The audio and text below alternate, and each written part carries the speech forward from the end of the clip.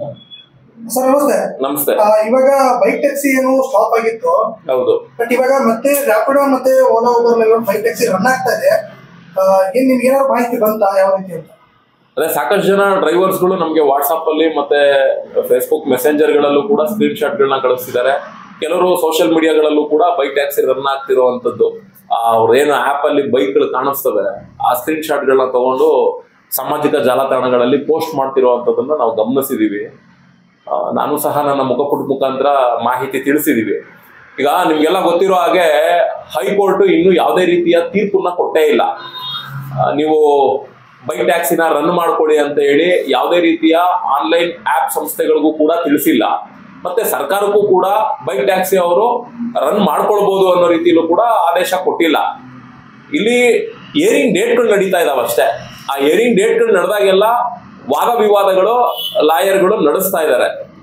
ಆ ನಡೆಸೋ ಅಂತ ಮಾತುಕತೆಗಳು ಮಾತ್ರ ನಮ್ಗೆ ಇಲ್ಲಿ ಗೊತ್ತಾಗ್ತಾ ಇದೆ ಹೊರತು ಇನ್ನು ನಿಖರವಾದ ತೀರ್ಪು ಬಂದಿಲ್ಲ.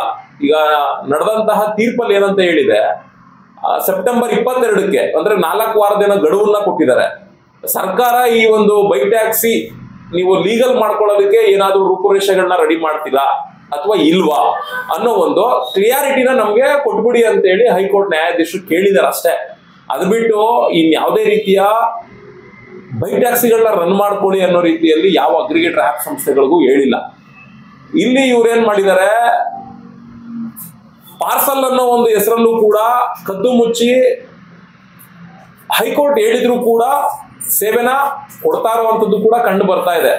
ಆದ್ರೆ ಮುಂಚಿನ ರೀತಿಯಲ್ಲಿ ರಾಜಾರೋಷವ ಕೊಡಕ್ ಆಗ್ತಾ ಇರಲಿಲ್ಲ. ಪಾರ್ಸಲ್ ಅನ್ನೋ ಒಂದು ಕಳ್ಳ ಹೆಸರನ್ನ ಬಳಸ್ಕೊಂಡು ಇವರು ಪ್ರಯಾಣಿಕರು ಸೇವೆಗಳನ್ನ ಪಾರ್ಸಲ್ ತಗೊಂಡು ಹೋಗ್ತಿದ್ದಾರೆ ಅನ್ನೋ ಒಂದು ರೀತಿಯಲ್ಲಿ ಬಿಂಬಿಸ್ಕೊಂಡು ಸೇವೆ ಕೊಡ್ತಾ ಇದ್ದಿದ್ದು.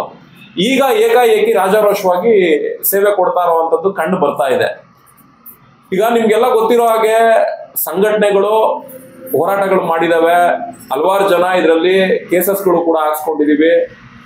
ಮತ್ತೆ ಇದ್ರ ಸಂಬಂಧ ಏನು ನ್ಯಾಯಾಧೀಶರ ಮುಂದೆ ವಕೀಲರು, ಸರ್ಕಾರದ ವಕೀಲರು ಇದ್ರ ಬಗ್ಗೆ ಮಾತಾಡ್ತಿದ್ದಾರೆ.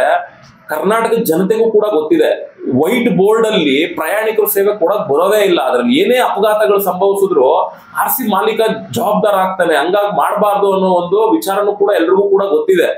ಆ ಪ್ರಯಾಣಿಕರಿಗೂ ಗೊತ್ತಿದ್ರು ಕೂಡ ನಮ್ಗೆ ರೇಟ್ ಹಗ್ಗವಾಗಿ ಸಿಗುತ್ತೆ ಅಂತ ಹೇಳಿ ಅದ್ರಲ್ಲಿ ಹೋಗುವಂಥದ್ದು ಕೂಡ ನಾವೆಲ್ಲ ನೋಡಿದೀವಿ. ಒಟ್ಟಾರೆ ನಾವ್ ಹೇಳೋದಿಷ್ಟೇ, ರಾಮಲಿಂಗ ರೆಡ್ಡಿ ಅವರು ಇದನ್ನ ದಯವಿಟ್ಟು ಪರಿಗಣನೆಗೆ ತಗೊಳ್ಳೇಬೇಕು. ಪರಿಗಣನೆಗೆ ತಗೊಂಡು ಈ ಆಪ್ ಸಂಸ್ಥೆಗಳು ಏನ್ ರನ್ ಮಾಡ್ತಾ ಇದಾವೆ, ಯಾಕೆಂದ್ರೆ ಒಂದು ವೇದಿಕೆ ಮೇಲೆ ಇದೇ ರಾಮಲಿಂಗ ರೆಡ್ಡಿ ಅವರು ಸ್ಟೇಟ್ಮೆಂಟ್ ಕೊಡ್ತಾರೆ, ನೋಡ್ರಪ್ಪ ನಿಮ್ಮಾಗೆ ನಂದು ಕೂಡ ಒಂದು ಸಂಘಟನೆ ರಯ್ಯ ಅಂತ ಹೇಳ್ತಾರೆ.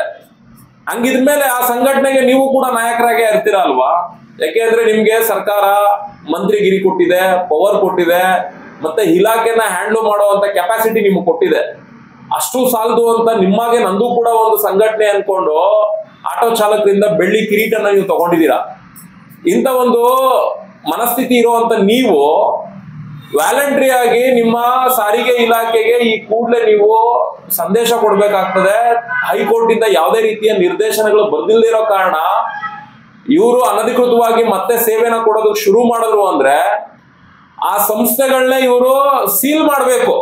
ಸರ್ಕಾರ ಸೀಲ್ ಮಾಡುವಂತ ಕೆಲಸ ಮಾಡ್ಬೇಕು. ಇನ್ ಯಾವುದೇ ಕಾರಣಕ್ಕೂ ಈ ಒಂದು ತೀರ್ಪು ಬರೋವರೆಗೂ ಕೂಡ ಆಟೋನು ಸರ್ವಿಸ್ ಕೊಡಬಾರ್ದು, ಕ್ಯಾಬ್ಗಳು ಕೂಡ ಸರ್ವಿಸ್ ಕೊಡಬಾರ್ದು ಅನ್ನೋ ರೀತಿಯಲ್ಲಿ ಸೀಲ್ ಮಾಡಬೇಕು. ಯಾಕೆ ಅಂದ್ರೆ ಇವ್ರು ಯಾರು ಏನ್ ಲೈಸೆನ್ಸ್ಗಳನ್ನ ತಗೊಂಡಿಲ್ಲ. ನಮ್ಮ ಯಾತ್ರೆ ಆಗಿರ್ಬೋದು, ರ್ಯಾಪಿಡೋ ಆಗಿರ್ಬೋದು ಲೈಸೆನ್ಸ್ ತಗೊಂಡಿಲ್ಲ. ಓಲಾ ಊಬರ್ ಅವರಂತೂ ಲೈಸೆನ್ಸ್ ರಿನ್ಯೂವಲ್ ಮಾಡ್ಕೊಂಡಿಲ್ಲ. ಹೇಳಿದ್ರೆ ನಾವು ಹೈಕೋರ್ಟ್ ಅಲ್ಲಿ ಹೋಗಿದೀವಿ, ಸ್ಟೇ ಹಾಕೊಂಡಿದೀವಿ ಅಂತ ಹೇಳ್ತಾರೆ. ಸ್ಟೇ ಅನ್ನೋ ಹೆಸರಲ್ಲಿ ಲೈಸೆನ್ಸ್ ಗಳು ತಗೊಳ್ಳದೆ, ಲೈಸೆನ್ಸ್ ಗಳು ರಿನ್ಯೂವಲ್ ಮಾಡಿಸ್ಕೊಳ್ಳದೆ, ಈ ತರ ಅನಧಿಕೃತವಾಗಿ ಹೈಕೋರ್ಟ್ ಅಲ್ಲಿ ಕೇಸ್ ಇದ್ರೂ ಕೂಡ ಏಕಾಏಕಿ ಬೈಕ್ ಟ್ಯಾಕ್ಸಿಗಳನ್ನ ರನ್ ಮಾಡ್ತಾರೆ ಅಂದ್ರೆ ನಮಗ್ ಗೊತ್ತಿದೆ ಇದರಿಂದ ಬಿಜೆಪಿ ನಾಯಕರುಗಳ ಕುಮ್ಮಕ್ಕಿದೆ. ಕೆಲವೊಂದು ಇನ್ವೆಸ್ಟ್ಮೆಂಟ್ ಮಾಡಿರುವಂತಹ ದೊಡ್ಡ ದೊಡ್ಡ ಉದ್ಯಮಿಗಳ ಇದರಲ್ಲಿ ಕೈ ಜೋಡಿಕೆಗಳಿದಾವೆ ಅಂತ ನಮ್ಗೆ ಚೆನ್ನಾಗಿ ಗೊತ್ತಿದೆ. ಆದ್ರೆ ಸರ್ಕಾರ ಎಲ್ಲೋ ಒಂದ್ ಕಡೆ ಇವ್ರನ್ನ ಏನಾದ್ರು ಹೈಕೋರ್ಟ್ ತೀರ್ಪು ಬರೋವರೆಗೂ ಕೂಡ ಇವ್ರನ್ನ ಈ ರೀತಿ ಕಳ್ಳ ಮಾರ್ಗಗಳಲ್ಲಿ ಬಿಸ್ನೆಸ್ ಮಾಡೋದಕ್ಕೆ ಮುಂದುವರ್ಸಿದ್ರು ಅಂದ್ರೆ ಎಲ್ಲೋ ಒಂದ್ ಕಡೆ ರಾಮಲಿಂಗ ರೆಡ್ಡಿ ಅವರು ಕೂಡ ಇದ್ರ ಜೊತೆ ಇನ್ವಾಲ್ವ್ ಆಗಿದ್ದಾರೆ ಅನ್ನೋ ರೀತಿ ನಮ್ಗೆ ಅನ್ಸ್ಬಿಡುತ್ತೆ. ಆ ರೀತಿ ಅನಿಸಿಕೆ ಬರ್ಕೂಡ್ದು.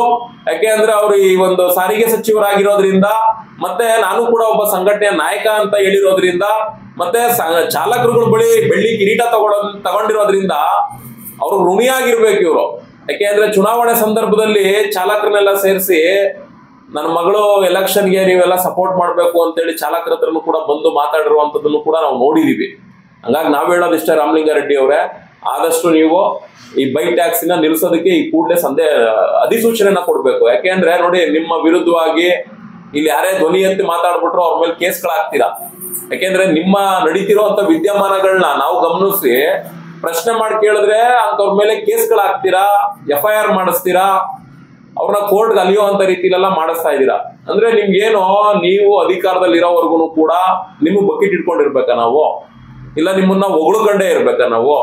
ವ್ಯವಸ್ಥೆ ಹಾಳಾಗಿ ಹೋಗ್ತಿದ್ರು ಕೂಡ ಅದ್ರ ಬಗ್ಗೆ ನಾವು ಮಾತಾಡದೆ ಅಕ್ರಮ ಚಟುವಟಿಕೆಗಳು ನೋಡಿ, GPS ಪ್ಯಾನಿಕ್ ಬಟನ್ ವಿಚಾರದಲ್ಲೂ ಕೂಡ ಅಕ್ರಮವಾಗಿ ಚಟುವಟಿಕೆ ನಡೆಸ್ತಾ ಇದ್ದಾರೆ, ದುಪ್ಪಟ್ಟು ಹಣ ಸುಲಿಗೆ ಮಾಡ್ತಾ ಇದ್ದಾರೆ. ಇಂಥ ಎಲ್ಲಾ ವಿಚಾರಗಳನ್ನ ಆಧರಿಸಿ ನಾವು ಧ್ವನಿ ಎತ್ತಿ ಹಂಗಿದ್ಮೇಲೆ ನಿಮ್ ಸರ್ಕಾರ ಅಧಿಕಾರದಲ್ಲಿದೆ ಅಂದ್ಬಿಟ್ಟು ನಿಮ್ಮ ಈ ಆಕ್ಟಿವಿಟೀಸ್ ಗಳನ್ನ ನಾವು ಮಾತಾಡುವಾಗೆ ಇಲ್ವಾ? ಹಂಗ್ ಮಾತಾಡ್ಬಿಟ್ರೆ ನೀವು ಕೇಸ್ ಹಾಕ್ಸ್ತೀರಾ. ಅಂದ್ರೆ ನಿಮ್ಗೆ ಹೋದಷ್ಟು ದಿನ ನೀವ್ ಎಷ್ಟು ದಿನ ಅಧಿಕಾರದಲ್ಲಿ ಇರ್ತೀರಾ ಅಲ್ಲಿವರೆಗೂ ರಾಮಲಿಂಗಾರೆಡ್ಡಿ ಅವ್ರಿಗೆ ಜೈ ಅನ್ಕೊಂಡು, ರಾಮಲಿಂಗಾರೆಡ್ಡಿ ಅವ್ರನ್ನ ಹೊಗಳ್ಕೊಂಡು, ರಾಮಲಿಂಗಾರೆಡ್ಡಿ ಅವ್ರ ಬಕೆಟ್ ಇಟ್ಕೊಂಡು ನೀವ್ ಹೇಳೋ ಅಂತ ರೀತಿಯಲ್ಲಿ ನೀವು ಆ ತರ ಇದ್ದವ್ರಿಗೆ ನಿಮ್ಗೆ ಆದ ಒಂದು ಚೌಕಟ್ಟಲ್ಲಿ ಯಾವ್ದಾದ್ರು ಒಂದು ಸ್ಥಾನಮಾನ ಕೊಡೋ ತರ ಇದ್ರೆ ನಿಮ್ಗೆ ಸ್ಥಾನಮಾನ ಕೊಟ್ಬಿಟ್ರೆ ನೀವಿರೋವರೆಗೂ ನಾವು ಜೈಕಾರ ಹಾಕೊಂಡಿರ್ಬೇಕೇನ್ರಿ ರಾಮಲಿಂಗಾರೆಡ್ಡಿ ಅವರೇ? ನಾವಂತವ್ರಲ್ಲ. ದಯವಿಟ್ಟು ಚಾಲಕರ ಸಮುದಾಯ ಹಾಳಾಗ್ತಾ ಇದೆ. ಕಾರ್ಪೊರೇಟ್ ಸಂಸ್ಥೆಗಳಿಗೆ ನೀವೆಲ್ಲ ರೆಡ್ ಕಾರ್ಪೆಟ್ ಹಾಸಿ ಅವ್ರನ್ನ ಅನುಕೂಲದ ವ್ಯವಸ್ಥೆನೂ ಇಲ್ಲಿ ರಾಜ್ಯದಲ್ಲಿ ಮಾಡ್ಕೊಟ್ಟಿದ್ದೀರಾ. ಅವ್ರು ಅದನ್ನೇ ಲಾಭವಾಗಿ ಪಡ್ಕೊಂಡು ಅಧಿಕಾರದಲ್ಲಿ ಯಾವ ಪಕ್ಷ ಇರ್ತದೆ, ವಿರೋಧ ಪಕ್ಷ ಯಾರಿರ್ತಾರೆ ಅಂತವ್ರನ್ನೆಲ್ಲ ಬಳಸ್ಕೊಂಡು, ಉದ್ಯಮಿಗಳನ್ನ ಬಳಸ್ಕೊಂಡು ಅವ್ರ ಇಲ್ಲಿಗಲ್ ಆಕ್ಟಿವಿಟೀಸ್ಗಳನ್ನ ಅವರು ಮುಂದುವರಿಸ್ತಾ ಇದ್ದಾರೆ. ಇದು ನಿಲ್ಬೇಕು ಅಂದ್ರೆ ನೀವೊಬ್ರು ಸಂಘಟನೆ ನಾಯಕರಾಗಿ ನೀವೇ ಹೇಳ್ಕೊಂಡಿದ್ದೀರಾ. ನಿಮ್ ಇಲಾಖೆಗೆ ಈ ಕೂಡಲೇ ಅಧಿಸೂಚನೆನ ಹೊರಡಿಸಿ ಯಾವ್ಯಾವ ಆ್ಯಪ್ ಸಂಸ್ಥೆಗಳಲ್ಲಿ ಬೈಕ್ ಟ್ಯಾಕ್ಸಿ ರನ್ ಆಗ್ತಿದಾವೆ ಸಂಸ್ಥೆನ ನೀವು ಮುಟ್ಗೋಲ್ ಹಾಕ್ಬೇಕು, ಸೀಲ್ ಮಾಡ್ಬೇಕು. ಇದು ಬಿಟ್ರೆ ಬೇರೆ ಆಪ್ಷನ್ನೇ ಇಲ್ಲ. ಯಾಕೆಂದ್ರೆ ಇಲ್ಲಿ ಹೋರಾಟಗಾರರುಗಳು ಹೋರಾಟ ಮಾಡೋದಕ್ಕೆ ಹೋದ್ರೆ ಪೊಲೀಸ್ ಅವ್ರನ್ನ ಬಿಟ್ಟು ಕೇಸ್ಗಳು ಹಾಕಿಸ್ತೀರಾ, ನಿಮ್ಮಂತವ್ರನ್ನ ಪ್ರಶ್ನೆ ಮಾಡಿದ್ರೆ ಕೇಸಸ್ಗಳು ಹಾಕ್ಸ್ತೀರಾ. ಆ ಬೈಕ್ ಟ್ಯಾಕ್ಸಿ ಅವ್ರನ್ನ ನೀವ್ಗೆಲ್ಲ ಮಾಡೋದ್ ತಪ್ಪು ಅಂತ ಹೇಳಕ್ ಹೋದ್ರು ಕೂಡ ಕೇಸಸ್ಗಳು ಹಾಕಿಸ್ತೀರಾ. ಒಂದ್ ರೀತಿಲಿ ಈ ಕಡೆ ಮಗುನು ಗಿಂಡ್ತೀರಾ, ಆ ಕಡೆ ತೊಟ್ಟುನು ತೂಗು ಅಂತ ಆಟ ಆಡ್ತಾ ಇದ್ದೀರಾ. ಅದೆಲ್ಲ ಕಾಣಿಸ್ತಾ ಇದೆ. ಇರ್ಲಿ, ಎನಿವೇ ರಾಮಲಿಂಗಾರೆಡ್ಡಿ ಅವರೇ, ಆದಷ್ಟು ಬೇಗ ನಿಮ್ ಇಲಾಖೆಗೆ ಅಧಿಸೂಚನೆ ಕೊಡಿ, ಬೈಕ್ ಟ್ಯಾಕ್ಸಿಗಳು ನಿಲ್ಲೋ ಅಂತ ರೀತಿಲಿ ಹೇಳಿ. ಅದೇ ಸರ್, ಈಗ ಕಂಪನಿಗಳಿಗೆ ಏನ್ ಹೇಳ್ತಾರೆ, ಈಗ ಹೈಕೋರ್ಟ್ ಅಲ್ಲಿ ಯಾವುದೇ ರೀತಿಯ ಸೂಚನೆ ಬಂದಿಲ್ಲ ಬೈಕ್ ಟ್ಯಾಕ್ಸಿ ರನ್ ಮಾಡಿ ಅಂತ, ಬಟ್ ಕಂಪನಿಗಳು ರನ್ ಮಾಡ್ತಾ ಇದಾವೆ. ಇಲ್ಲಿ ಕಂಪ್ನಿಗಳು ಏನಾಗ್ಬಿಟ್ಟಿದೆ ಅಂದ್ರೆ ಹುಚ್ಚು ಮದುವೆಲಿ ಉಂಡವಣೆ ಜಾಣ ಅನ್ನೋ ಒಂದು ಗಾದೆ ಮಾತಂಗೆ ಒಂಥರ ಹುಚ್ಚು ಸಂತೆ. ಇಲ್ಲಿ ಏನಾಗಿದೆ ನೋಡಿ, ರಾಜ್ಯದ ಮಂತ್ರಿಗಳು ಸದನದಲ್ಲಿ ಕಲಾಪಗಳು ನಡೀತಾ ಇದಾವೆ. ಜನರ ಪ್ರಜಾಪ್ರಭುತ್ವದ ಪ್ರಜೆಗಳು, ಕೂಲಿ ಕಾರ್ಮಿಕರುಗಳು, ಕಾರ್ಮಿಕರ ವರ್ಗಕ್ಕೆ ಏನ್ ಅನ್ಯಾಯಗಳಾಗ್ತದವೆ ಅಂತದೆಲ್ಲ ಗೊತ್ತಿದ್ರು ಕೂಡ ಅದ್ರ ಬಗ್ಗೆ ಮಾತಾಡೋದಿಲ್ಲ. ಅದ್ರ ತದ್ವಿರುದ್ಧವಾಗಿ ರಾಜಕಾರಣಿಗಳು ಮಾತಾಡ್ತಾರೆ, ಯೂಸ್ಲೆಸ್ ಟ್ಯಾಕ್ಸ್ಗಳನ್ನ ಸದನದಲ್ಲಿ ಮಾತಾಡ್ತಿದ್ದಾರೆ. ಜನತೆ ಅಭಿವೃದ್ಧಿ ಬಗ್ಗೆ, ಕಾರ್ಮಿಕರ ಅಭಿವೃದ್ಧಿ ಬಗ್ಗೆ, ಮತ್ತೆ ನಮ್ಮ ಕರ್ನಾಟಕ ರಾಜ್ಯನ ಯಾವ ಮಟ್ಟಕ್ಕೆ ಬಿಲ್ಡ್ ಮಾಡ್ಬೇಕು, ಇದರಲ್ಲಿ ಹೆಂಗೆ ಇಂಥ ಕಾರ್ಪೊರೇಟ್ ಸಂಸ್ಥೆಗಳನ್ನ ಹೊರಗಡೆ ಹಾಕಿ ಸರ್ಕಾರದ ಕಡೆಯಿಂದನೇ ಹೆಂಗೆ ಉದ್ಯೋಗಗಳನ್ನ ಕೊಡಬೇಕು, ಈ ತರದ್ ಯಾವ್ದು ಕೂಡ ಆಲೋಚನೆಗಳೇ ಇಲ್ಲ ಇವ್ರದ್ದು. ಬರೀ ಕೋಳಿ ಜಗಳ. ನನ್ನ ಪ್ರಕಾರ ಬಿಜೆಪಿ ಕಾಂಗ್ರೆಸ್ ಅನ್ನೋದು ಇವೆರಡೂ ಕೂಡ ಒಂದೇ ನಾಣ್ಯದ ಎರಡು ಮುಖಗಳಿದ್ದಂತೆ ಅನ್ನೋ ತರ ನಮ್ಗೆ ಅನ್ಸ್ಬಿಟ್ಟಿದೆ. ಯಾಕೆಂದ್ರೆ ಎಲ್ಲ ಪಾರ್ಟ್ನರ್ಶಿಪ್ ವ್ಯವಹಾರಗಳನ್ನ ಮಾಡ್ಕೊಂಡು ಕೂತಿದ್ದಾರೆ ಇವ್ರುಗಳು. ಇವರಿಂದ ಏನು ರಾಜ್ಯ ಜನತೆಗೆ ಒಳ್ಳೇದಂತೂ ಆಗ್ತಿಲ್ಲ. ಹಂಗಾಗಿ ಈ ಕಾರ್ಪೊರೇಟ್ ಸಂಸ್ಥೆಗಳು ಆಡಿದ್ದೇ ಆಟ ಆಗ್ಬಿಟ್ಟಿದೆ. ತರ ಹುಚ್ಚರು ಸಂತೆ. ರಾಜಕಾರಣಿಗಳು ಒಂಥರ ಹುಚ್ಚರಾದ್ರೆ ಪಬ್ಲಿಕ್ ಒಂಥರ ಹುಚ್ಚರಾಗಿದ್ದಾರೆ. ಇದನ್ನ ವಿರೋಧ ಮಾಡುವಂತವ್ರು ನಾವೊಂಥರ ಹುಚ್ಚರಾಗ್ಬಿಟ್ಟಿದೀವಿ. ಇನ್ನು ಅವ್ರುಗಳಂತೂ ಇವ್ರೆಲ್ಲರನ್ನೂ ಕೂಡ ನಾವು ಆಡಿಸ್ತಿರುವಂತಹ ಸೂತ್ರಧಾರಿಗಳು ಅನ್ಕೊಂಡು ಅವ್ರುಗಳು ಆಟ ಹಂಗ ಆಡ್ತಿರೋದ್ರಿಂದ ಇಲ್ಲಿ ಕಾನೂನಿಗೂ ಕೂಡ ಮಣ್ಣೇರಿಸ್ತಾ ಇದ್ದಾರೆ, ವ್ಯವಸ್ಥೆನೂ ಕೂಡ ಹಾಳು ಮಾಡ್ತಾ ಇದ್ದಾರೆ. ಈ ಹುಚ್ಚರು ಸಂತೆಯಲ್ಲಿ ಅವ್ರುಗಳು ನಾವು ಉಂಡಿದ್ದೇ ಊಟ ಅನ್ನೋ ರೀತಿಯಲ್ಲಿ ಈ ರೀತಿಯ ಒಂದು ಆಟ ಆಡ್ತಿರೋದ್ರಿಂದ ಕಾರ್ಪೊರೇಟ್ ಸಂಸ್ಥೆಗಳನ್ನ ಏನ್ ವಿರೋಧ ಮಾಡೋದಕ್ಕೆ ಸಾಧ್ಯ ಅನ್ನೋದು ನಾವು ಕೂಡ ನೋಡ್ತಾ ಇದೀವಿ. ಅವ್ರನ್ನ ಏನೇ ವಿರೋಧ ಮಾಡಿದ್ರು ಕೂಡ ಏನು ಪ್ರಯೋಜನ ಬರ್ತಾ ಇಲ್ಲ.